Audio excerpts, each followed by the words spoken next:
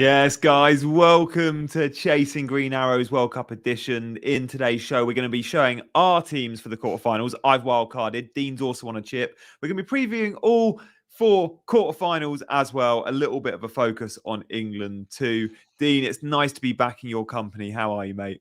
Good, mate. Dream team back together. It's been a few shows now, probably a few weeks actually. You've had a lovely time, haven't you, while you've been gone? Looks a lot of fun in Qatar. So, yeah, slightly gel of that. But look, the game's flawed by the fact that the app is useless. That's really frustrated me. Every single day, I'm signed out of the app and have to sign back. Like even though it's not that hard to sign back in, every day I'm just like, really, Yeah. really. Yeah. It's so Um, annoying. it Have is you had annoying. any? Did you have any glitches where you couldn't make transfers for deadlines? Because ahead of match day 3, I'd seen that France had gone completely B team against Tunisia, and I had the likes of Theo and Giroud, Mm. and I had the free transfers. And I'm there on the app, half an hour to kick off, and it's just not working. I'm like, I'm in Qatar enjoying the World Cup. The last thing I need is to be stressing over deadlines. So rather than like keep trying, I was just like, forget it. I probably lost 20 points, but I don't really care. Yeah, 20 points is actually quite a big difference in this game. But that day I had the same problem. I think I was trying to, I can't remember, trying to get Mbappe in or was going to get the captaincy on or whatever it was, but it didn't happen and actually didn't matter. But so it actually saved me, to be honest, rather than go the other way. But yeah, there are, look, mate, 20 points could have thrown you up about 40,000 places in this league. So you say it doesn't matter, but actually you'd have been flying. Yeah, to be fair, I was looking at my rank. I think I'm about 60k now. I was 10k before that Mm. incident, but I think I had a bad week as well. And I haven't used the chips too well, guys. We're going to be talking about chip strategy. Nuclear Atoms had a worldy week. I saw on Twitter 101 points from Nuclear Atoms, who, by the way, always has a little nibble on me for being very pro-Italian. But just so you know, Nuclear, there's no love. There's a lot of love still here from my end. 12k rank is very impressive, and congratulations also, Nuclear, with Real Madrid's latest young Brazilian on the books as well. I know you'll be pumped about that one. Yeah. Punters says the OGs are back. That's true. We got Henry Sable with us. Wham, the boys are back. Good to see Colm there too, and Tiffany. Dean, in terms of chips, I've used them all. I'm using my wild card this week, which I'm already regretting because 5 transfers was probably enough. But I Yeah. was just bored. Hit the wild card button, Yeah. go completely rogue. I didn't use the power captain the best week. I used it match day 2. For those that used the power captain in match day 4 last time out, like Nuclear Atoms, so many players went big. Like Mbappe got like 30. Dumfries got very close to that. There were some big scores. You're looking at using the power captain this game week. Is that right? Yeah, I'm on power captain this week. Basically, I couldn't decide who should get the armband. I've got a big dilemma because Mbappe is playing against England. I don't want to captain him because I don't want him to do well, but he's obviously in my team. Yeah. So, in this sense, actually, power captain works ideally for me because it'll all be in hindsight. And if he bags a couple of goals and he ends up getting the captaincy, fine. At least I benefit in some way. But I don't want to be giving it to him before the fixture, hoping that he scores because obviously I really don't want him to. So yeah, that's my big thing. Obviously, we'll talk about our teams properly later on. But yeah, my team's all right. I'm reasonably happy with it. My rank is about 20,000 at the moment, so it's going pretty well. Yeah, it's all on that England France game for me, and I've actually got on my bench, as we'll see later. Well, 3 of the 4 are involved in that England France game. Just Oh, have you? waiting. I've swerved that fixture. Have you? I've got it all saved up for the last fixture of this round, just in case I need late recruits to come in and save me. like that. Guys in the chat, let us know how you're doing with your ranks. Is anyone beating Nuclear Atoms with 12k? Like Dean's not far off that. I think Henry Sable, I think you're having a pretty good season, mini season in this game. So let us know your ranks in the chat. Don't forget to like and subscribe. Guys, as I said, coming up, we are going to be looking at our team reveals. We're going to be answering your questions. We're going to have a little look at the tactics of thanks for that, Nuclear. We're going to look at some of the tactics of the teams playing and what Dean and I think will happen in the quarters, because predicting the quarters is pretty important in this game, knowing you're going to be left with only a few transfers and a lot of potentially dead wood in your team. But first up, I think we're going to have a little look at some of the headlines. So we'll have a look at fresh off the press.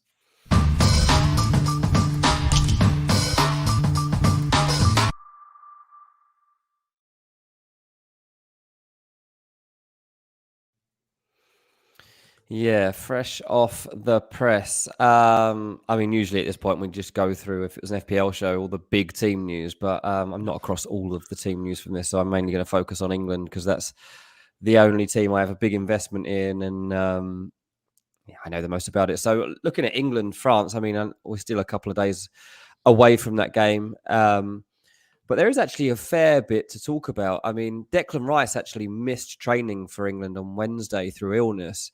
Yeah. Um, he's back. So he's back in full training and showing no signs of missing the game. So it looks like Declan Rice will be fine to start against France. Probably not that many people with Declan Rice in their team, but it does. If he was out, for example, it would change massively the way that England set up and function. So that's important. Raheem Sterling is flying back to the World Cup from England after his family issues and being burgled. So that's good news. And I hope everything's okay with him. I mean, he's unlikely to figure. We'll just jump off the bench, basically, if England really need him. Whether that's in extra time, whether it's for a penalty, whatever it might end up being. But Raheem Sterling will be back at the World Cup now and taking it day by day, but he'll be on the bench for that fixture. And then basically you just got the same dilemmas as to what happens about Mbappe. How do you deal with him? Is it going to be the flat back four and you just trust Kyle Walker? Does Southgate go back to what his initial plan would have been, which would have been a back five and probably doubling up on him with Walker on the right side of the defence and Trippier as the right wing back? So that's an interesting one. Punter said, would you play Hendo or Rice? I mean, there's obviously a potential that England do play both. It's a potential for a Henderson, Rice, Bellingham midfield. I think it would be good. I mean, if you could have... Yeah, it's 100% going to be both. I think so. I mean, I think Henderson got a lot of stick when he's picked, and it's just not fair. I mean, Henderson's an unbelievable footballer. He's built for big games. He knows how to manage games, and kind of want him playing in this one. The dilemma England have got, obviously, if they go to a back five, they'll still probably play with three up top. I mean, they never go two up top, so you're still going to play with wingers and Harry Kane, and that means you're going to go down to a two-man midfield. So that is the only situation whereby you might lose Henderson, or you've got to leave out Bellingham or Rice.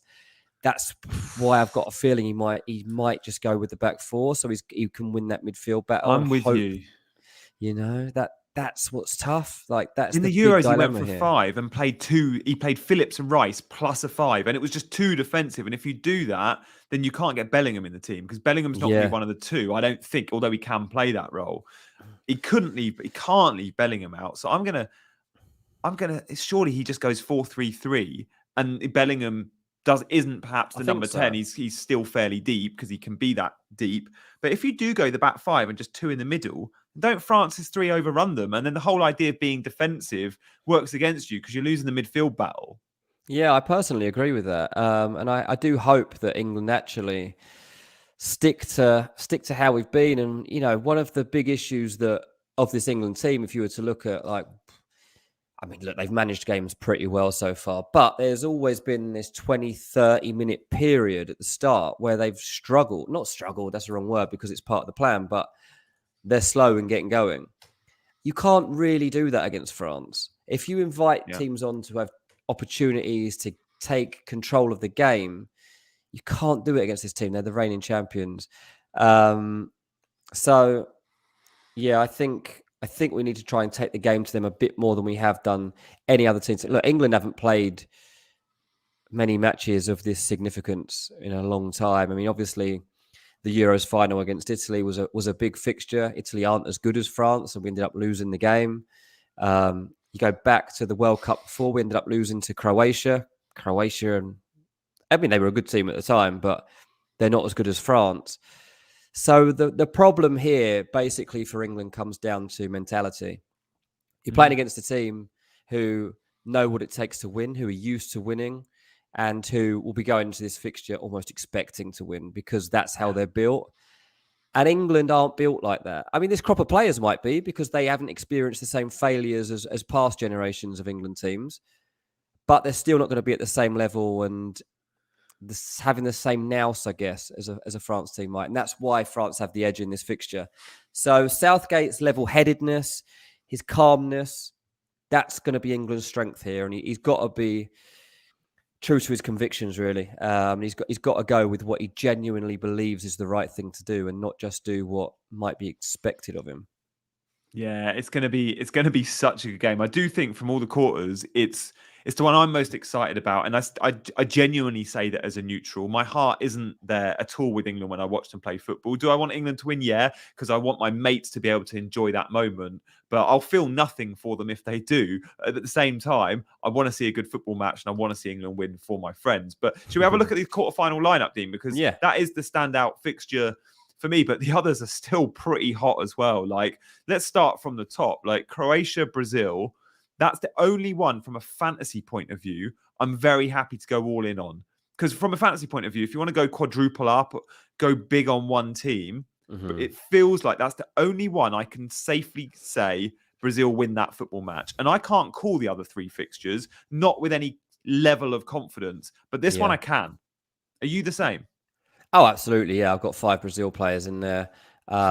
Croatia, I mean, on Ranks FC in the podcast this week, we ranked the 8 teams left, and there was never any doubt that Croatia are 8th. They're the worst team left in this tournament. Morocco are better than them. Croatia have barely had a good performance so far. They're very lucky to still be here. But they are. I mean, you've got to give them that. They are here, and maybe it's they've got a good mentality in the team, and they've got a lot of experience. Also got a couple of good young players like Vardiol and stuff, so that they've got some good talent. But Brazil, they're different. They're built different. Their expectations are different, and they're really enjoying themselves. That's why I would be a little bit scared if I was Croatian at the moment. Brazil are dancing their way to the final. I mean, I find it almost impossible to believe that this team will not be in the final. They've got so much flair. I was looking at like how they're going to set up even against Croatia, and it's ridiculous, really. I mean, you're going to have Rafinha, Neymar, Vinicius Jr., and Richarlison up front. That's your front four. That is absolutely outrageous. And you've still got Paqueta in the mix for the 5th. Yeah. I mean, you've got loads still in the mix. You've got loads to come off the bench. And it's just crazy. The depth chart that Brazil have got in attacking the sense is just so deep that I just don't give Croatia hope in hell. So, yeah, I've got a couple, even the back of that, not just Brazilian attackers I've got in my team, by the way, either. A couple of defenders too, goalkeeper too. Yeah, so they're good value for a clean sheet here, I think. I think, again, they're the only one I can predict. I think Portugal have a chance of a clean sheet.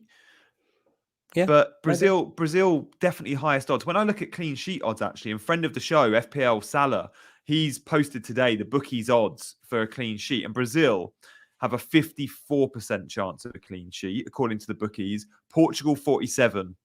Argentina, 40. France, 31. Netherlands, 28. England, 27. Morocco, 20. Croatia, a 12% chance of a clean sheet. So if you're looking at the bookies odds, and they're often right, you back Brazil defence, you back Portugal defence, maybe Argentina, but they're the two, Brazil, Portugal.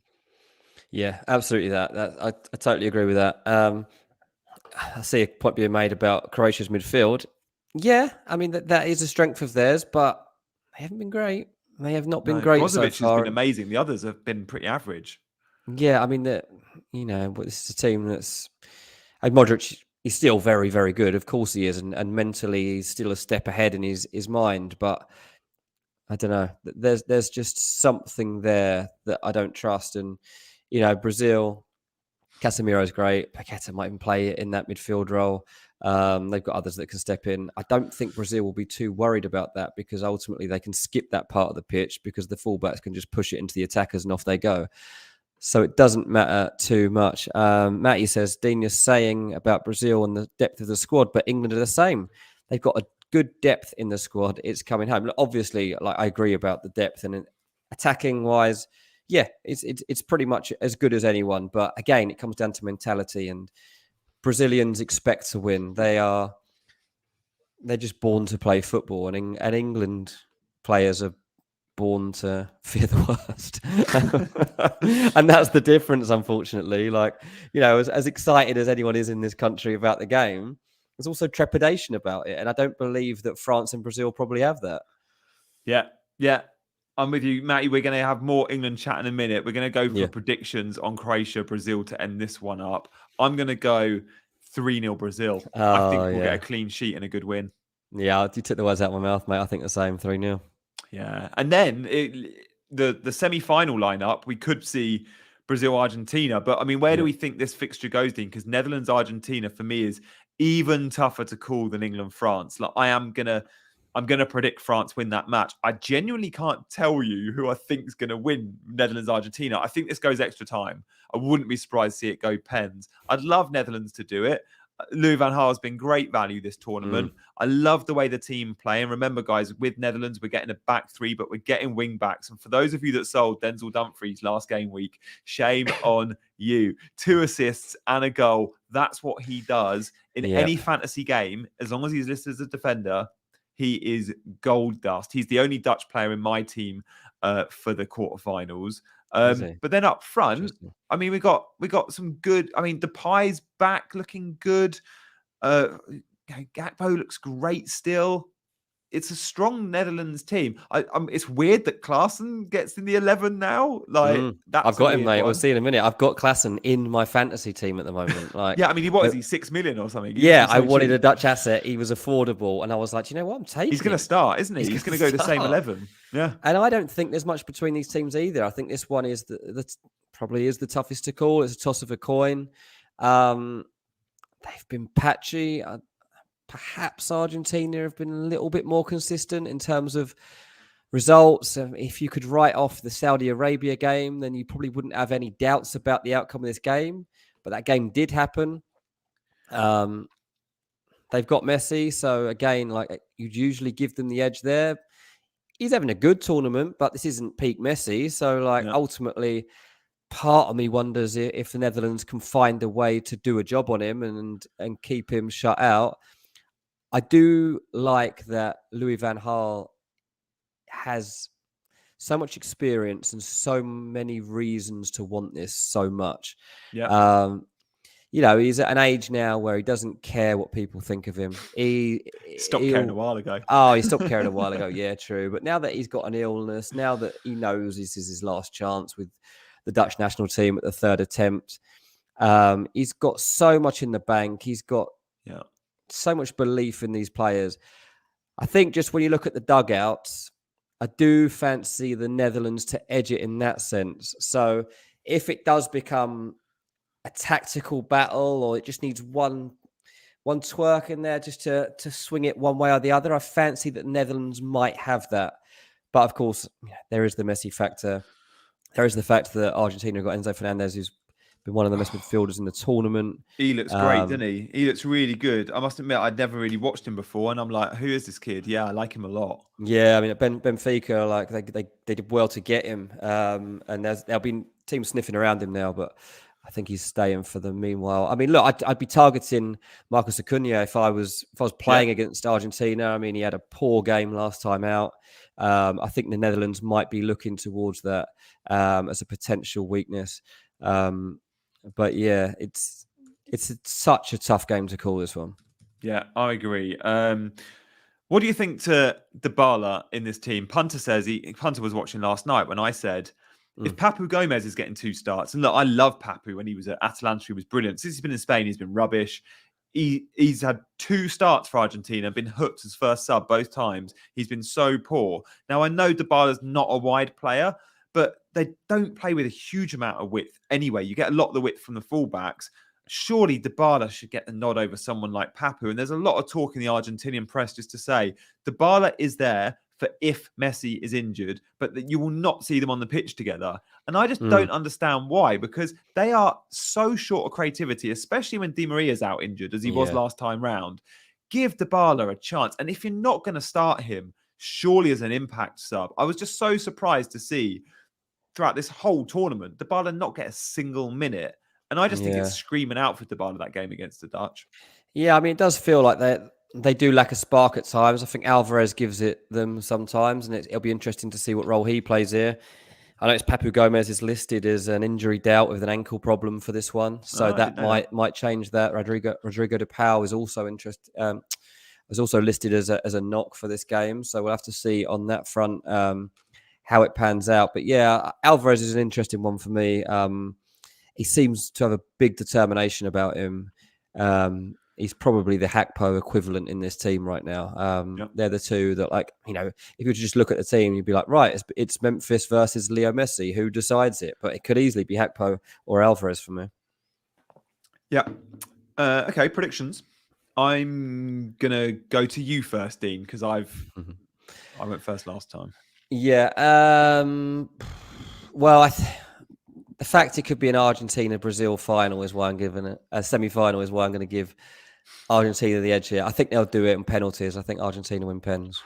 I'm gonna go Netherlands to win in either extra time or pens. And I do remember Van Gaal in a World Cup. Was it 2014 when he brought on Tim Krul for the shootout? That was amazing. And I think that was that quarterfinal. But yeah, that was drama. So yeah, I'm gonna go for the Dutch in extra time or pens. I do wonder if the crowd though might influence that game. And from being in Qatar, I can safely say the two sets of fans at the moment now that are left in the tournament, where you'll have a massive edge and it'll feel like a home tie. There are 45,000 Argentinians in Qatar going. Are they actually Argentinians or are they just like Messi fans? No, well, no. There is I'd say probably 80% of them are from Argentina. Really? Okay. Yeah. When I went to Japan, Spain, I thought it was really funny because all the Japanese were Japanese, but all the Spanish fans were locals. And it was like there were always loads of migrant workers because they obviously will watch Barcelona, Real Madrid, or just wearing Spain shirts. But no, the Argentina fans, sure, there's a lot of Messi fans, but tons have travelled. Mexico were the other one, huge. But in terms of the teams left, Argentina and Morocco, I did not sleep the night Morocco played. They were in one of the earlier kickoffs. They won. Yeah. And the game finished at like 7 p.m. I went to a game. I got back to the hotel at like 2 a.m. because the games are finishing at midnight. And still partying on the streets with the Moroccan fans. They are wild. And there's so many of them. And remember, they're not just representing Africa. They're representing the Arabic world, right? Yeah. So you can imagine there's a huge amount of Moroccans in Qatar, all that have made the journey. So this next game, Morocco-Portugal, a bit like Argentina-Netherlands, will feel like a home game for one of these teams. And it's a hard one to call. I mean, I'm going big on Portugal because I personally think we often see the dark horse teams go, it's a game too far. And I just feel like this might be their game too far. Maybe it comes in the semi, but for me, it comes in the quarters. And one reason why is the extra time, I think massively would have taken its toll last time out, but also the thin squad. We saw in that extra time, Morocco making subs, players just dropping like flies. Roman Saiss played on one leg at the end, and I just don't think they've got the depth of some of these other squads. The starting 11 is very strong. I think Amrabat's been like player of the tournament, amazing. But I think it's going to be a game too far.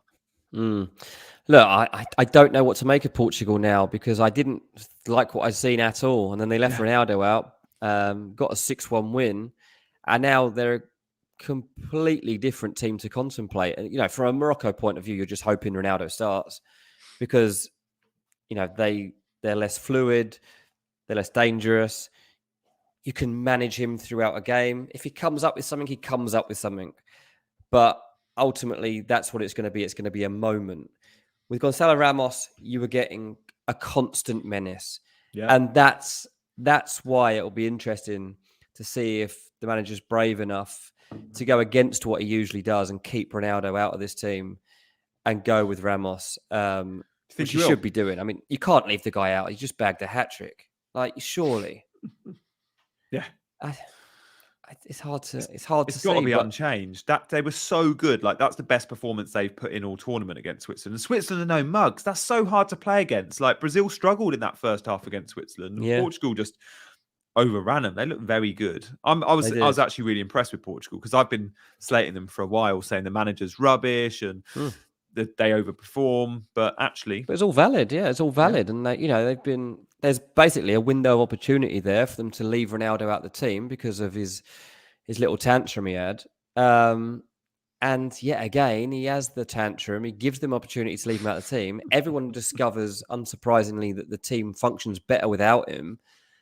And now he's left waiting to see if he can get back in there. I mean, look, from his point of view, if he wants to win a World Cup, he might need to accept that the best chance of getting that medal is if Impact he's just sub. watching it from the sideline. I know Yeah. he won't believe that, but it's at the actual truth.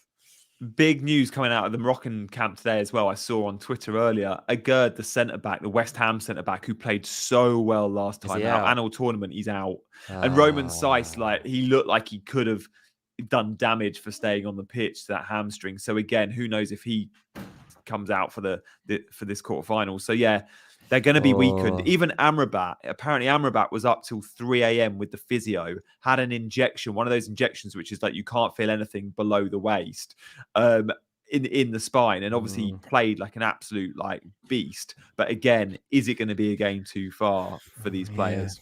Might well be. Foul went off injured.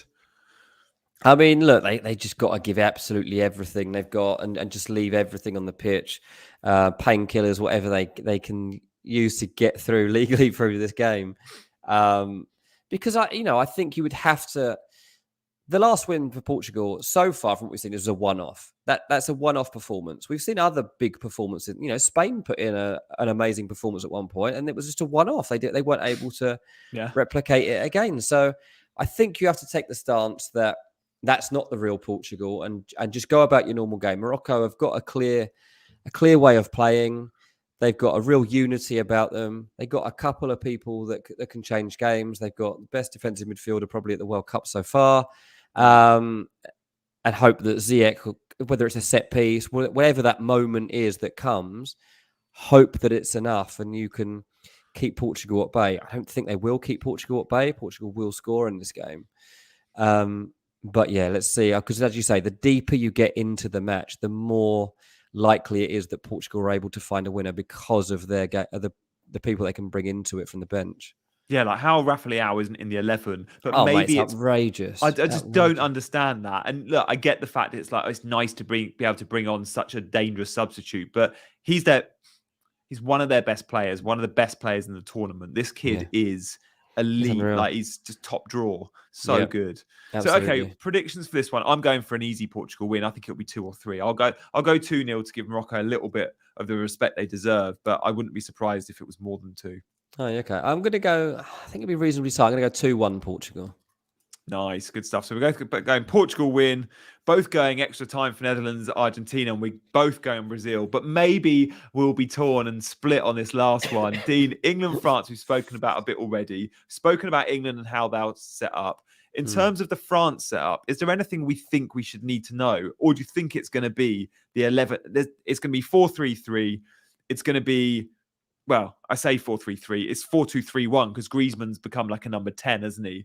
And then it'll be Dembele right, Mbappe left, Giroud central. The fullbacks, I think we saw Jules Koundé play right back last time out rather than Pavard. That could be the only one we're not too sure about who plays right back. Other than that, I think it's pretty set, isn't it? The French team. Yeah, it's pretty set. I think, there are areas this team to focus on. I think Hugo Lloris has looked vulnerable at times, both on the deck when the ball's pushed back to him. I think hasn't been great in terms of distribution. And I think at fullback, I think that you can get at him too. I don't think Jules Koundé at right back or Theo Hernandez going backwards are things that England need to fear. And the good thing from an England point of view here is that is where this team is strongest. They have 2 or 3 players in both those wide positions that can cause them problems. And that is the way that they're going to get joy, whether getting at those fullbacks and trying to get in between them, whether it's winning a pen, whether it's getting to the byline and pulling one back for Harry Kane, which is fizzing a cross in, whatever it might be, that's where the joy is going to come from. Everywhere else, the midfield battle, I think, will be pretty even. I expect France to probably have more possession. They need to almost stick Declan Rice on Antoine Griezmann or find someone that's not far from him at any time, because he's been brilliant. He really has been good in that role. And then, it's all about stopping Mbappe and Giroud, really, because Giroud, I'm sure, will start too. I backed Giroud, actually, for Golden Boot at the start of the competition. Oh, did you? I got 100-1 on him. Oh, wow. That's disrespectful. 100-1 So I was like... He didn't score in the last World Cup, though. Maybe that was why. Yeah, well, I think it obviously wasn't likely to start. And then, obviously, Benzema... that helped. Benzema. I think he came down to like 20-1 as soon as that happened. Right. But I was like, well, Giroud will always get minutes. He'll always score, or at least a couple. So that was my punt of the tournament, really. But yeah, so there are definitely possibilities here for England. On the flip side, we know France will fancy it. They're favourites, France. They are the favourites of the bookies, just. But what do you think? I mean, we're all talking about Mbappe versus Kyle Walker. I get that. I do get that. Like, Mbappe is world number one, right? But Dembele versus Luke Shaw could be something we're ignoring a little bit. Like, Dembele, we often question his final ball, right? But he's almost as quick as Mbappe.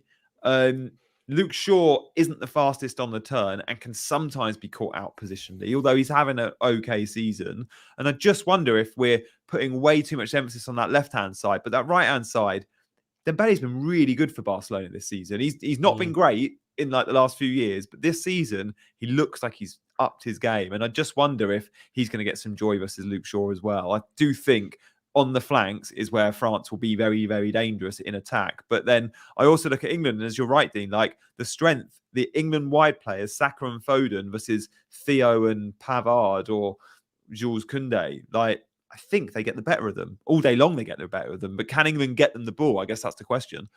Yeah, they will. Like, there's no doubt, like, England will manage to get into positions. It's just going to be making the most of their chances when they come along. I mean, what we've got to realise so far from England's performances is that they've had slow starts, but then they've basically had 10-minute spells of games where they've overwhelmed the other team and they've made the most of their opportunities. You look at what they were able to do against Senegal, like, it was looking almost dull and like you're starting to worry a little bit. And then bang, they score 2 goals, and it's pretty ruthless. And that's what you've got to be in this fixture. You have to be ruthless. I know we gave away chances against Senegal, and Pickford had to make a couple of saves. That is what he's there for. He's a great goalkeeper. Sure, Mbappe might have scored one of them. Of course, I'm a bit scared of him, like especially the manner of his finishing in his last outing. But Luke Shaw, I don't know if I'm so worried about that. I mean, look, in training, he's coming up against Anthony, he's coming up against Elanga, he's coming up against Jadon Sancho. Like, these aren't slow players. These are skillful players who will be testing him day in, day out at Man United. And he's obviously come up against players as good as this in the Premier League. And Luke Shaw's been a consistently good performer for England too. Harry Maguire's having a really good tournament, and I'm confident of him alongside him and recovering when he's got to get across. I think Maguire's done pretty well in that sense. So, look, I'm hoping it's competitive first and foremost. I hope we don't get caught out by something silly. I said it also earlier this week that one thing that gives me a bit more hope than normal in a fixture like this is that England seem to have put the silliness behind them. Like, past generations have had players you don't trust. They've had silly mistakes in them. They've tried things that they shouldn't have tried. They've switched formations at times they shouldn't. They've played players that on name rather than profile. And none of that's really happening at the moment. So this is an opportunity for England. And if we win this, I think we'll be in the final. So I think it's a massive opportunity. Like, I generally think whoever wins this game is going into a final against Brazil. Yeah. Like that's basically what we're looking at here. So it's a fascinating game. I'm dreading it. I can't wait for it. I don't know how I feel. Honestly, mate, I'm so glad I don't have that level of stress. I'm feeling slight anxiety towards that fixture for my mates. I don't know how I'd be feeling if I was really invested in it emotionally. Like, I really hope England do it, but I'm so stressed. The anxiety comes from what could be. Yeah. It's not that like we expect to win. And I know like everyone's like, when you talk about it's coming home, like this isn't a thing like we think we deserve to be champions. We think we deserve to own football. It's a collective unity and a feeling that gets everybody going and gets everyone together. And like, it's just hope. It's just hope. 3 lines and it's coming home is a song about hope, that it can come home. And when things go good, you have to believe. And, there's been many tournaments where I've had nowhere near the belief that I've got right now. Interesting comment here from Nahal coming in. Who's the ref? I don't know who the ref is. I'll have to check that out. But Nahal says, surely Foden or Rashford starts on Mbappe's side. It's an interesting... Saka. It'll be Saka though.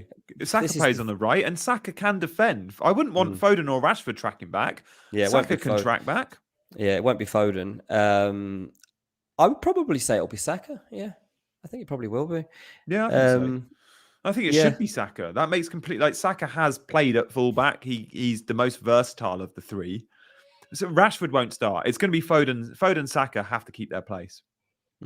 Surely. Yeah. Yeah. I mean, you'd think so. It would seem pretty mad not to do that, especially given the abundance of talent they've got to come on if they need it. I mean, ultimately, from an England point of view, as long as you're still in the game with like 20 minutes left, it's not a bad place to be because of the bench options, you know. Grealish as well, I think, could have a bit of fun down that left-hand side against a tired right back. And also, like, you know, whenever we've actually taken the lead in a big game, it hasn't helped us. Croatia, we went ahead, lost the game. Yeah. Italy, we went ahead early, lost the game. It early goal messes up our plan. It's almost not what we want. An early goal. Like, don't get me wrong, I wouldn't mind going in at halftime ahead, but I'd much prefer that goal came on like 35 minutes than on 3 or 5 minutes. Like that, it just hasn't helped us in the past because the game plan changes so much, and your mindset is like, okay, we're winning now. We've got to see out the game. There's 87 You start going minutes defensive, left. yeah. And if, you know, the more you invite it on, like Mbappe's going to score. You literally can't do it in this game. Yeah. All right. Predictions, Dean. Where does it go? Oh, mate. I'm going to have to be optimistic and back England. I'll say we win 2-1. I really do. I genuinely really hope England win. I feel like if this game goes to penalties, I back France's 5 over England's 5 from a confidence point of view. I feel sick you even talking about this. I'm gonna go France on pens because I don't think there's much between them. I'm gonna go. We are good at pens. Like we're much better at pens. Like I've got a massive fear of it. After that Colombia shootout, like everyone remembers that. But I just think the French pen takers, I think they're very, very good. There's a slight arrogance and confidence in whoever the 5 are that step up that I'd perhaps back just over England. But then again, I don't know. Maybe it goes to what end of the ground it's at or who gets the first kick. I don't think I could watch it, mate. I don't think I could watch that. I remember struggling. Obviously, I was at the final against Italy. And I found it hard to. I remember, like, I was literally sat on the steps, like in the middle of all the seats. I was just sat on the steps, like thinking, "Can I watch? Can I watch?" Yeah. And the guy who was like, didn't even know me. He's like, "Why are you sat on the floor, mate?" I was like, "I literally can't stand up. I don't know. I just, I want my legs to come to life, but I'm just kind of dread. This is the problem. Even though we're pretty good at pens, you've just got this dread of what's to come, and it's just such a rubbish feeling now of watching England lose. We are shaking it off slowly, but it's still there, niggling away, and France just don't have it. Yeah. Guys in the chat, let us know what you think. Give us a simple word, England or France, who qualifies. I'm interested in non-biased views too, people that aren't English or French. That's what I want to know. Like, how do you, from the outside, that even if you don't like England particularly much, like, what is your genuine opinion of who wins this game? Yeah, and who's going to be on the... No, as you're putting in your answers, guys, we'll answer Nahal's question really quickly. Let's go for the England 5 takers now, assuming they're on the pitch. Now, the wide forwards, Saka and Foden, if they start, they're probably not going to be on the pitch. They'll be subbed off. So I think Kane takes a pen. I think Declan Rice takes a pen. I think Harry Maguire takes a pen. Mm-hmm. They'll all be on the pitch. Pickford might back himself. He's done it before. Grealish would take one.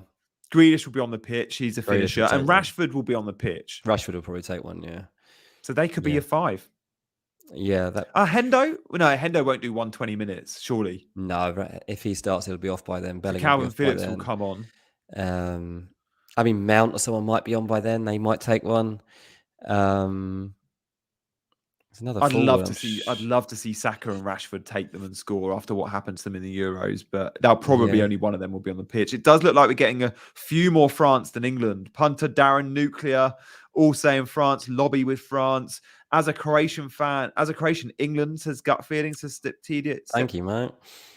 I mean, most people are just saying France.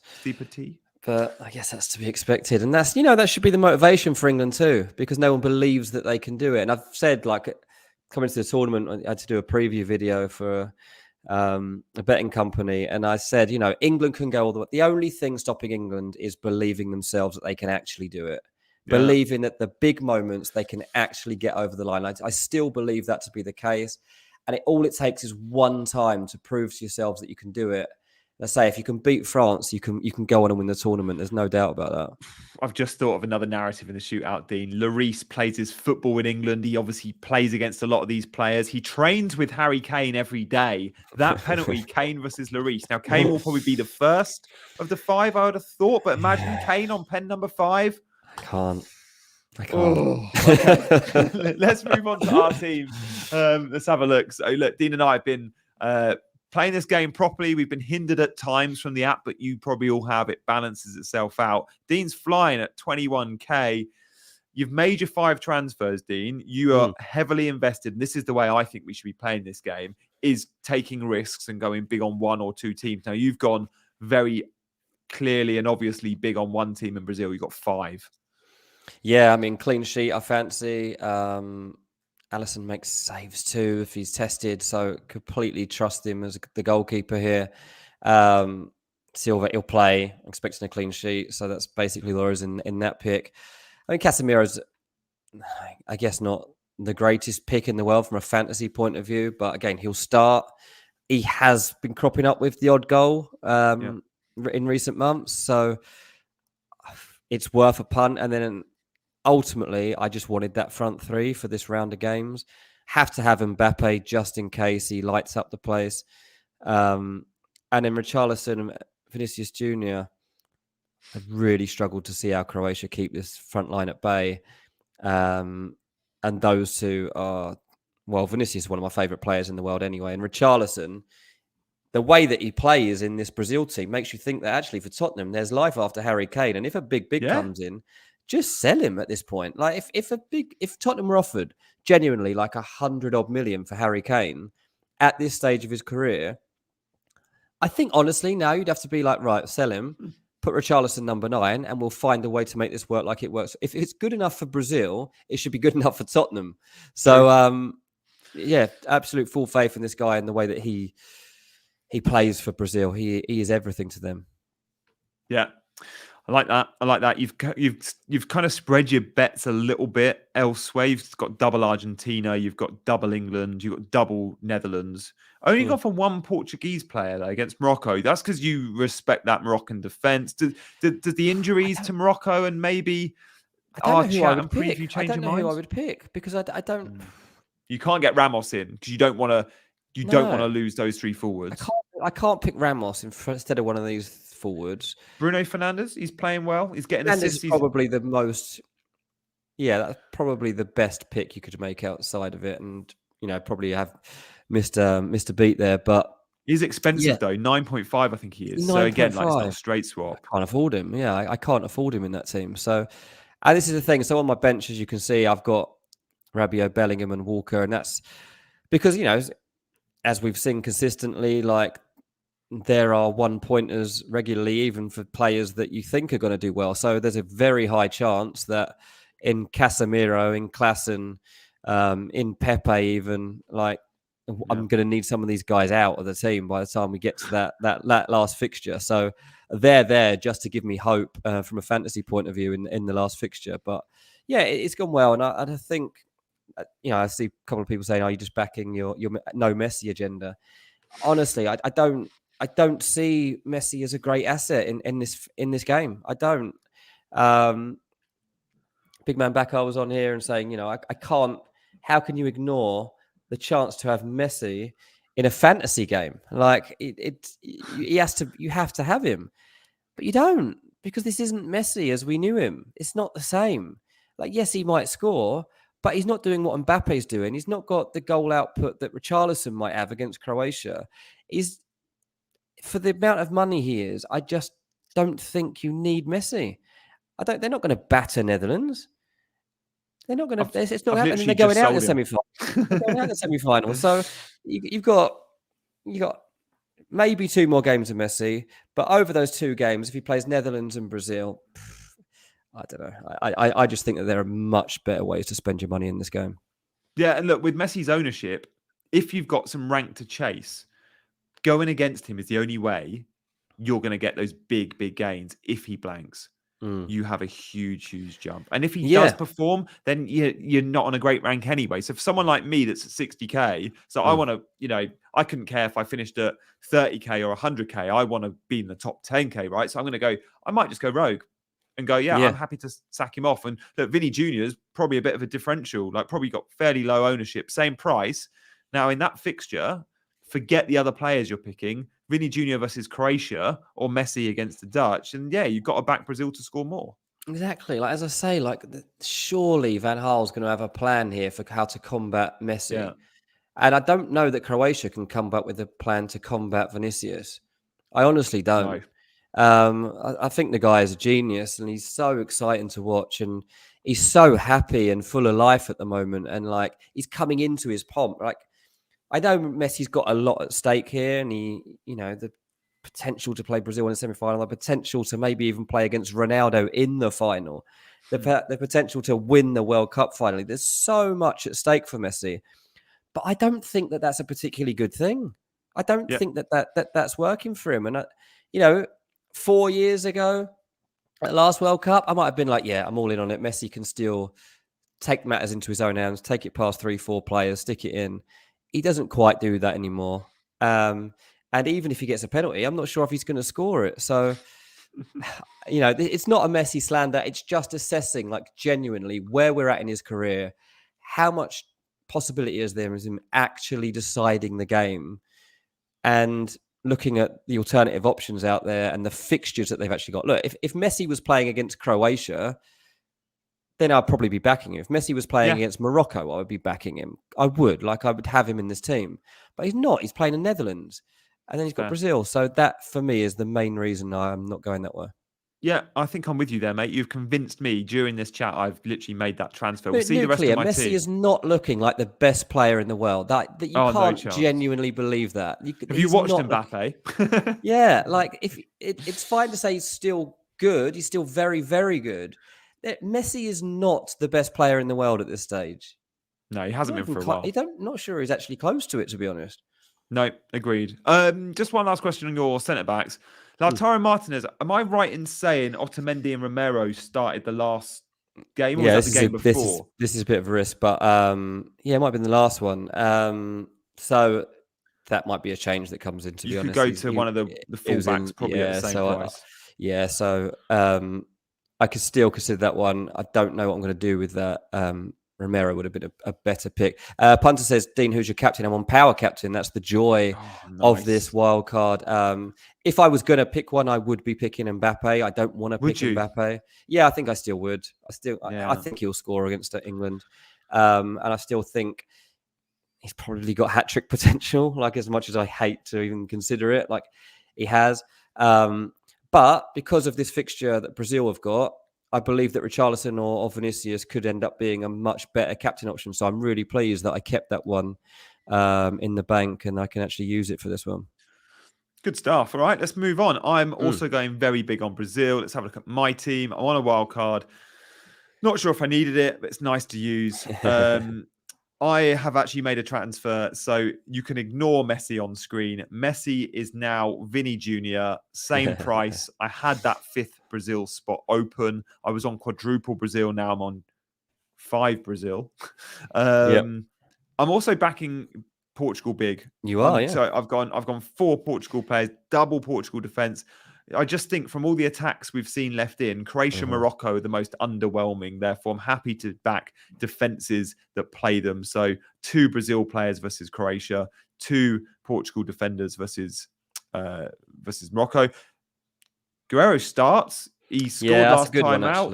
Yeah, 5 million. I was surprised. Like, Dallo might start again. It's weird that Cancelo at 6 million isn't first choice anymore. Wasn't last time out, but it'd be hard to drop those Portuguese fullbacks for Cancelo after that display. So I think it'll be the same Portugal team. And one surprise for me has been Otavio, like pretty attacking midfielder there at 6 million. There's some good value 6 million options. Like we've seen, Dean's got the likes of Casemiro in. Dean, you had another 6 million. I think it's quite useful. I can't remember thinking. I've got Klassen and I've got Klassen. That was it. Yeah, Maria, who's playing number 10. Yeah, I'm going Otavio to go. Otavio's a good pick. Yeah, Otavio's a good pick. I mean, what you said earlier in the show about Morocco, and like, heavy legs from the last game that they played, the fact they've got injury problems. Like, I didn't probably consider any of that enough. And now I look at my team with one Portuguese player and I see, I'm like, you're probably onto something. I mean, Morocco are the second worst team left in the competition. Ultimately, like, you have to go with what you can see on paper, and technically, like, Portugal could win this game by 3 or 4, and in fantasy, that's what you generally back. So, now I'm hoping even more that Morocco can put up a fight, because otherwise, I think you're going to steam ahead of me here. But yeah, it's a nice selection of Portuguese players you've got. Even the goalkeeper on the bench, to be honest. Yeah, that's the point. I forgot. I've actually got 5 Portugal. My question is Ziyech. What to do with that spot? It's a little bit of an issue for me in this game. There are so many forwards I want to buy. Like, I would love to get Ramos in this team. I would still like to have a Messi. There's so many good attacking options. I think Gakpo's a forward. I think he's a striker. Yeah, in midfield, there's very few good, expensive midfielders. So yeah, sure, I've got Bruno, but I would love to be able to cover that Portugal attack with a midfielder that I really, really want. Like, I think you've done the best you could possibly do with your midfield selection. It's as good as you can have in an attack-minded sense, I think. I'm looking at mine now, and like 2 of the 3 are generally considered more defensive midfielders. Only Di Maria isn't. And I think that's one thing about this game. Whereas in FPL, we're quite lucky in the sense that a lot of the forwards end up being listed as midfielders, and we take advantage of that. It hasn't really happened much in this game, and it's made things a bit different. We've had to go back and assess how the midfielders might be able to get points in a different way to how we would traditionally get them. But I think the 4 that you've got there, I think it's a really good 4. Ziyech, I'll be careful about taking out because he is the main threat. He's on all the set pieces. He's got a bit of goal threat too, and he's in good form, and he's playing for a transfer. So, he's kind of carrying, half the world on his back into this fixture, and I think he quite is enjoying it. So, don't think it's a bad pick to have. If it doesn't work out, you can bring Mbappe off the bench and put him. True, yeah. Like France. So Mbappe, for example, if he was in FPL, he'd be a midfielder. Mbappe plays the same position as Mo Salah, pretty much, right? Yeah. Opposite side. But yeah, we've got Dembele and Mbappe both listed as forwards in this game. Like, I can't even go Dembele. I'd love to cover that France midfield. Look, Rabiot's having a good tournament. I don't think he scores against England. He's 6.5. So Rabiot or Ziyech, I'm going to go Ziyech for the reasons you mentioned, I think. Yeah, I mean, Rabiot's a threat, I think, more than usual. I think he's got an aerial presence, and also he's shown he's capable of hitting the odd strike. So I've got him on bench. Obviously, I hope I don't have to use him. But yeah, Foden's an interesting one for you. I mean, are you just going to wait this out then and wait until you get to the last game and see what happens? Yeah, I think so. Yeah, I've just gone, put those 3 on the last game on the bench. Foden is a difficult pick, that, because I thought I'd like a little bit of England cover. And again, like, I'm underwhelmed by the midfield options. I could go someone like Rabiot, but I'd just rather go for a front 3 player in Foden. I could go Saka, but I think I give Foden the edge slightly. I think I prefer Foden, especially in a game of this caliber. Foden playing for Man City, being in big Champions League matches, title-winning Premier League matches. Saka hasn't actually got that same experience as him. Like, Saka's doing great, but doesn't play in the Champions League now and doesn't play for a team as good as Man City. I know winning trophies every year. Yeah, winning trophies. Like, the players around him aren't what Foden's used to. So I think from a FPL a fantasy point of view, Foden is probably the pick. Yeah. I also wonder, with Saka playing on the right-hand side, if they go for a back 4, $1 million question, but if they go for a back 4, Saka will have some defensive responsibility to track back and double up on Mbappe at times. Yeah. Foden might not come with those same defensive responsibilities. Like, England are going to play a front 3 regardless, but from the front 3, I'd expect Kane and Foden to have less of a defensive responsibility than Saka. Yeah, probably. I mean, look, Kane's definitely been dropping in more than we've ever seen it for England, and he's not your out-and-out 9 anymore. But yeah, he's not obviously going to be down the flanks chasing people down like Wayne Rooney used to do. So that is something, again, in favour of probably picking Foden. Yeah. Captain for me, Dean. I'm going to go for the captain on the opening day, and then again one on the Saturday. it's the Brazil fixture, and then it's probably Mbappe. If I feel like I need to go there. Yeah. But the Yeah. Brazil fixture, do I go Richarlison or do I go for my brand new shiny Vinny Jr.? Who would you be backing? Oh yeah, I forgot you. Oh, it's such a tough one. That I think probably Richarlison. He's the goal threat. He's the goal scorer Just of for the the team. position. Yeah. Yeah, for the position, uh, he's kind of the guy that they're all leaning on in Brazil. The guy that they all talk about as being the person that gets the goals from here. I saw him with the OG Ronaldo the other day, and they were kind of chatting to each other. It was like R9 meets R9, and they, I think he's kind of relishing it. The nation's fully behind him. He's showing he can handle it, and as I say, he is like the main goal threat. So I think Richarlison is probably your best bet there. What would it take though to switch to Mbappe? Say Richarlison bags 2 against Croatia.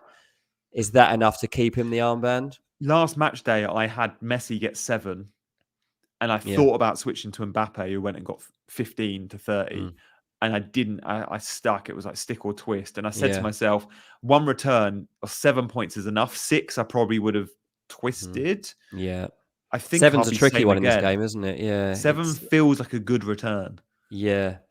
It is, But you're like, and oh, you could I get more. think But it's probably made easier for you here that Mbappe is unlikely. He could score a hat trick. It's more unlikely in this fixture than in past ones that we've seen in this World Cup. So, if you're capping Mbappe at 2, I hope I'm not jinxing this. If you cap Mbappe at 2, then if Richarlison gets to that amount, you probably just cash out on it. Yeah, I think I'm there. I think I'm with you on that. Okay, good stuff, guys. Thank you so much for your chat this evening. It's great to see so many of you joining the stream later on, but also staying with us. We've got Jerry in the chat. Matty's been with us throughout, and Punter, Nice. Henry as well, Nuclear, Dexter. Thank you for all your support. Make sure you're giving us a like and a subscribe. And good luck for what's going to be a very exciting quarterfinal lineup. Dean and I aren't going to stream during the quarterfinals. That seems like very little point, but we'll be back on Sunday night to look ahead to those semi-final games. So do stay tuned, because this will be our kind of time to debrief from those amazing, what I'm sure will be amazing quarterfinals. So Dean, we're going to go Sunday, right? Sunday, yeah, that sounds good to me. Yeah, let's do it. Good stuff. Guys, make sure you're following Chasing Green Arrows on Twitter for all the latest in terms of times and dates we stream. It's very likely to be a Sunday stream. But for now, he's been Dean, I've been Janny, and we've been chasing World Cup Green Arrows. See you later, guys.